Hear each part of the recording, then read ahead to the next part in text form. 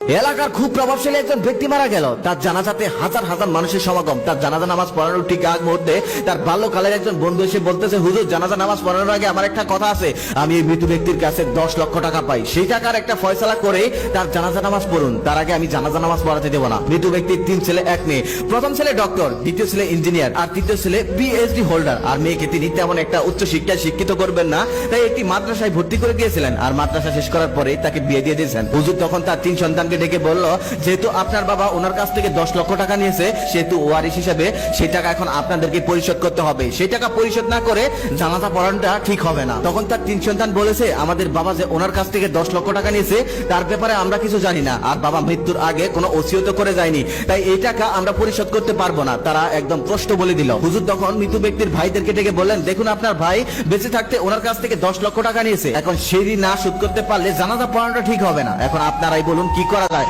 তখন তার ভাইরা বলতেছে, আমার ভাই অনেক আগে স্ত্রী সন্তান নিয়ে আলাদা থাকতো, আমাদের তেমন একটা খোঁজ খবরও নিত না, সে ঋণ করেছে না কি করেছে এটা তো আর আমরা জানি না। এই বলে তার ভাইরা সেখান থেকে চলে গেল। তারপর হুজুর তার আত্মীয় স্বজন সবাইকে বলে দেখলো, সবাই একই কথা বলল, কেউ রাজি হলো না টাকা দিতে। হুজুর তখন স্পষ্ট বলে দিল, মৃত ব্যক্তির ঋণের ফয়সালা না করলে আমি তার জানাজা পড়াতে পারবো না। চারদিকে হট্টগোল লেগে গেল। যে কিনা ছিল এলাকার সব থেকে প্রভাবশালী লোক, যার ছেলেরা কিনা কোটি কোটি টাকার মালিক, তার জানাজা হচ্ছে না মাত্র 10 লক্ষ টাকার জন্য। ঠিক সেই সময় বোরকা পরিহিত একটা মেয়ে আসলো, তার হাতে একটি ব্যাগ। সে এসে হুজুরকে বলল, হুজুর আমি এই মৃত ব্যক্তির কন্যা, আমার হাতে যে ব্যাগটি আছে এই ব্যাগের মধ্যে কিছু টাকা আর কিছু স্বর্ণ অলংকার আছে, স্বর্ণগুলো বিক্রি করে উনি ওনার পরিপূর্ণ টাকা পেয়ে যাবে। আর হ্যাঁ, যদি উনি ওনার পরিপূর্ণ টাকা নাও পায়, বাকি টাকা আমি দিয়ে দিব, আমি এই টাকার জিম্মাদার হলাম। আমার বাবা জানাজা তাড়াতাড়ি পড়ান, আমার বাবার কষ্ট হচ্ছে। হুজুর তখন সেই মেয়েটির হাত থেকে ব্যাগটি নিয়ে সেই ঋণদাতাকে দিয়ে দিলেন। ঋণদাতা তখন বলল, হুজুর আপনি এখন জানাজা পড়ান।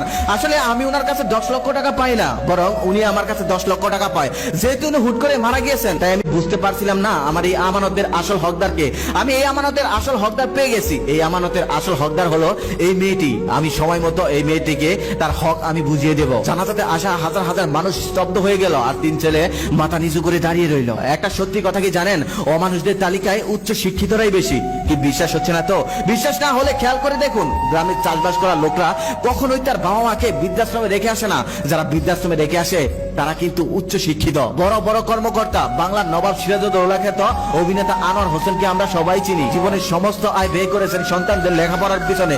প্রথম সন্তান সুইডেনে থাকে, আর দ্বিতীয় 3 ছেলে আর 1 মেয়ে আমেরিকায় থাকে। যখন তিনি মারা যান, একটা ছেলেও তাকে দেখতে আসেননি, একটু খোঁজও নেননি। জীবনের শেষ প্রান্তে এসে অভিনয় করে পেট চালাতে হতো তার, তাও আবার চাকর বাকরের চরিত্রে। 2 সন্তানের জনক সময়ের সাহসী কবি আল মাহমুদ বনানীর বাড়ি বিক্রি করে সন্তানদেরকে বিদেশে পাঠিয়েছিলেন, তবে আদরের দুলালরা আর ফিরেনি। জীবনের শেষ প্রান্তে গিয়ে কবিকে পড়ে থাকতে হয়েছে গ্রামের বাড়িতে, কেউ দেখা ছিল না। তারপর দুঃখে দুঃখে একটা সময় পর না ফেরার দেশে চলে গেলেন। অথচ সন্তানরা মেধাবী হলে বাবা মা সন্তানের লেখাপড়ার জন্য কৃপণতা করে না, জীবনের সর্বস্ব বিক্রি করে হলেও সন্তানকে লেখাপড়া করায়, মানুষের মতো মানুষ করতে চায়। তারা ভাবে শেষ বয়সে তো আমার সন্তানরা আমার পাশে থাকবে, আমার সন্তানরাই তো মানুষের মতো মানুষ হবে, আমাদের কোনো কষ্ট থাকবে না। কিন্তু এমনটা হয় না।